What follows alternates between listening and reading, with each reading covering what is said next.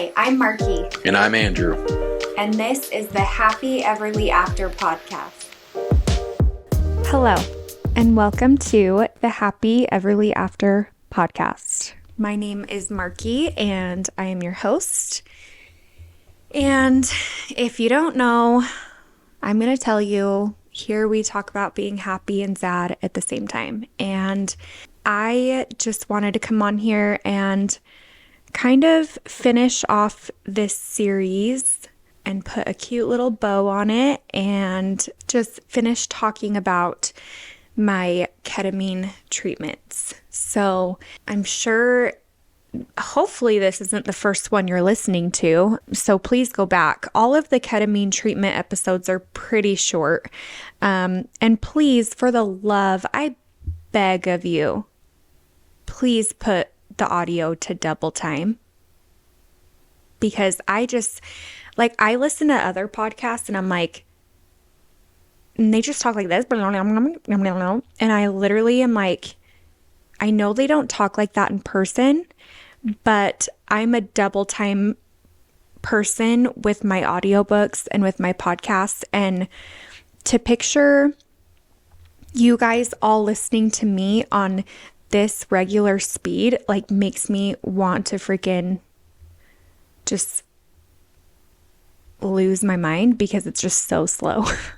So if you don't know, go on your little app, whether it's Spotify or Apple, and click the little speed button, and you can double time it, and then this will be a whole lot faster. And especially because I feel like I take 10 years to get to my points sometimes. I blame that on ADHD and me going into 17 different topics. Like right now, I'm giving you a lesson on how to work your phones. Like, you're welcome. But anyways, I talk really slow, but I can't listen really slow because that makes me cuckoo. So anyways, please go do the double time and let's talk. So in a nutshell, I have been interested in doing ketamine for a really, really long time. I have a friend, I haven't mentioned this, and I won't name names. I hope she's okay that I'm even telling her story, but I have a friend that she's gone through severe trauma, and her most recent trauma was she was awake during a surgery. Like, she was paralyzed, but she could feel everything. She was awake, and she was basically living all of our nightmares, where she was feeling everything, but her brain was awake and she couldn't tell them that she was awake. And that's caused her a lot of PTSD, a lot of trauma. Can you imagine? Ugh, yeah. And she did ketamine, and I just kind of listened to her journey and how that went and how much it helped her. And I was like, I think I want to do that. So that's kind of the catalyst. I was like, okay, maybe I should. Squirrel. I am looking out my window and I see one of my friends walking past. I'm like, hello. Anyways, so she did that, and I was like, ketamine. I think that was the first time I heard of ketamine for PTSD symptoms, depression symptoms, anxiety, that type of thing. So I kind of was looking into it for a couple years, and I finally just decided to do it, and Drew was on board. We are going into the fall and winter seasons right now, and normally it's this time of year that Drew and I both get severely depressed. We get so sad during these years. We're like, oh, I hope our kids have happy memories of freaking Halloween and Thanksgiving and Christmas, high fives. I'm sure they do, but because we're really good at pulling through. But internally, Drew and I both really struggle, and I think that he is okay with me saying that, but we both just get really bad seasonal depression, to the point where we look at each other and we're like, should we be like snowbirds? Like, do you want to like move to Florida or something? Like, what should we do? What should we do for this? So, with all that saying, I was like, I'm going to go into this fall with my dukes up. I am going to do all the work that I can do. I am going to, like, yes, I'm on medication. I always have been. I have been since I had postpartum depression with Urban. I say postpartum depression, but my depression's actually worse when I'm pregnant. When the baby gets out of me, I'm like, oh, take a deep breath. Like, I can like feel better now, because pregnancy and me we did not like each other a whole lot. So I was like, maybe I should try this ketamine thing. And I did, and I just barely finished my 6th session. And they recommend doing 6. It's like you can do as many as you want, but they do recommend doing like 6 within a 6 or like 6 week, preferably, or like 2 months, 2.5 months, like whatever you can really, but do 6, because the studies they've done have talked about the dosage and stuff. And so I talked in my last episode about how like the 4th one was really bad and how I was really scared to go to my 5th one, but the 5th one was warm and cozy. And so I was like, okay, like this is my last one for the series, and there's boosters and stuff, so I'll talk about that later. But I was feeling fine to go into my 6th session, and honestly, you guys, like it was really beautiful. Like, I know that sounds crazy, but I felt like, oh man, it's hard to express it out loud, but it's easier to express your feelings rather than what you're seeing, because what you're seeing is so complex, and I'm sure it's different for everybody, but the feelings are, I would say, like more universal. Like, oh, the 4th treatment, I felt this. The 5th treatment, I felt this. And this being my 6th treatment, I wanted it to be beautiful, and it was. Like, I felt like the sessions kind of like wrapped me in a little bow and set me on my way. During my treatment, all the things I was seeing is one thing, that's fine. But like, again, the feeling is really what I take away from it. And the feeling was really just like a reminder to enjoy it. Like, you're only here once. You're only here in this body and in this life one time. Enjoy it. Let go. Just let go. And I know that sounds crazy. I know I say every episode, I'm like, I know that sounds cuckoo, but that's really the feeling I got. And to take it one step further with the feelings, at the risk of sounding totally crazy, but amazing, is that I felt like I just felt like Mother Earth was like holding me the whole time.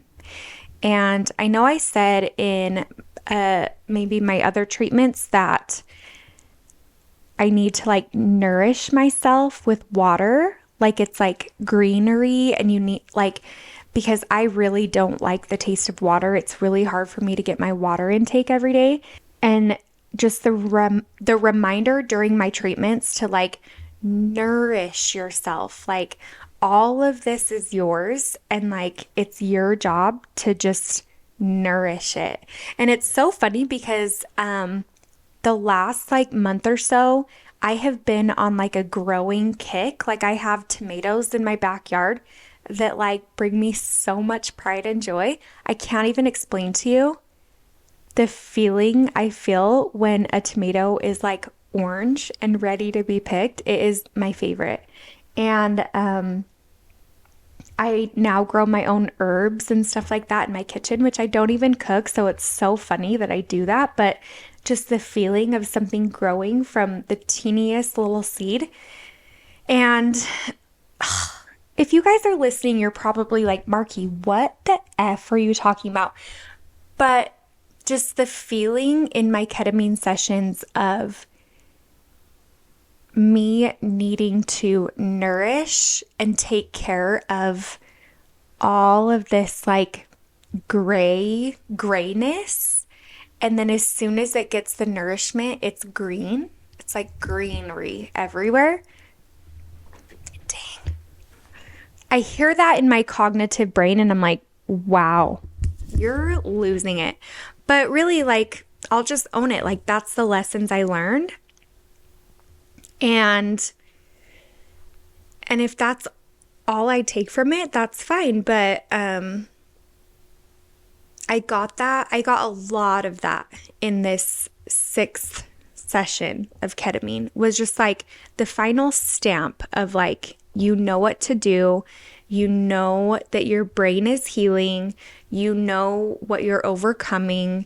You know the trauma you've been through.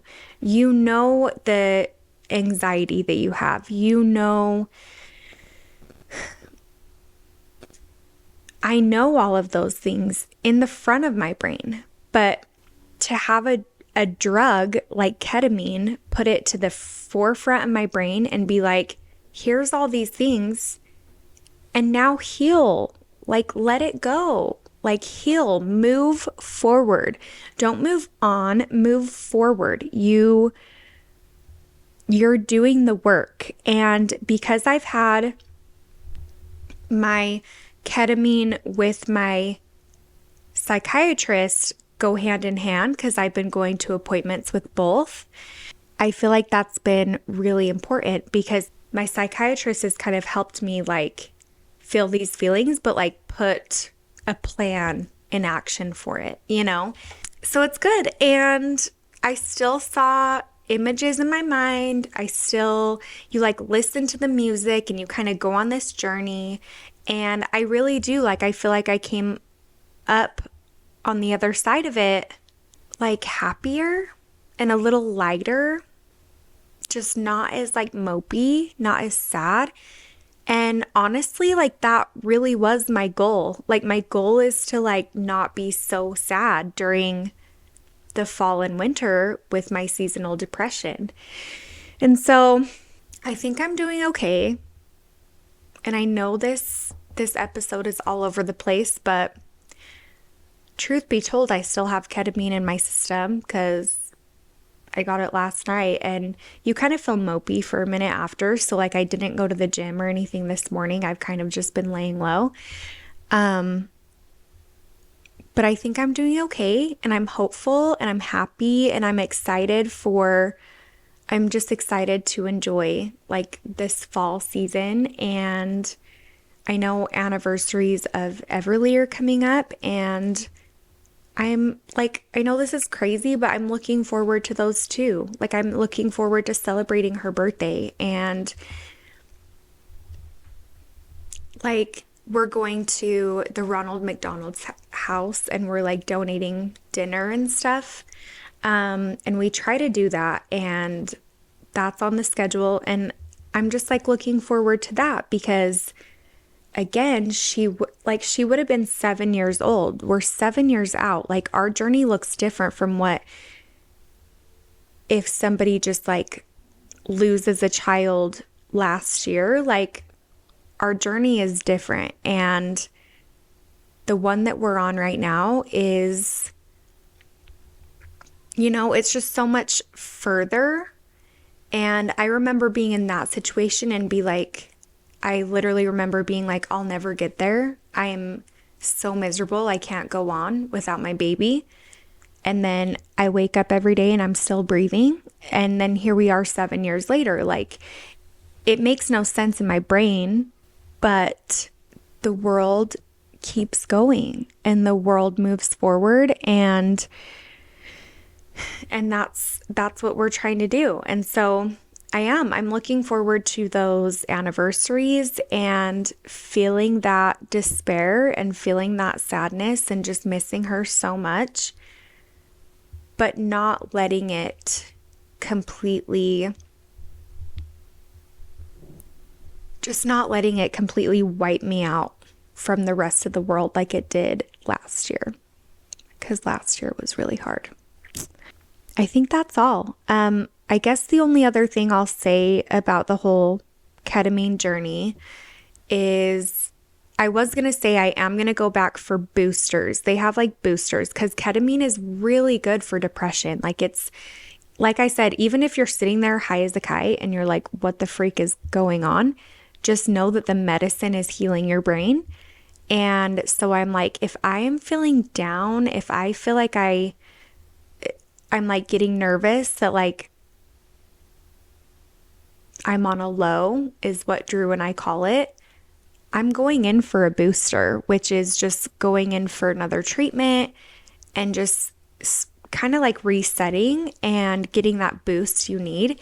And I'm so grateful that I have ketamine in my corner to do that. You know what I mean? Like I've already done the 6 sessions, so it's nice to know that I have a ketamine booster in my back pocket if I need it. And so I think that will be good.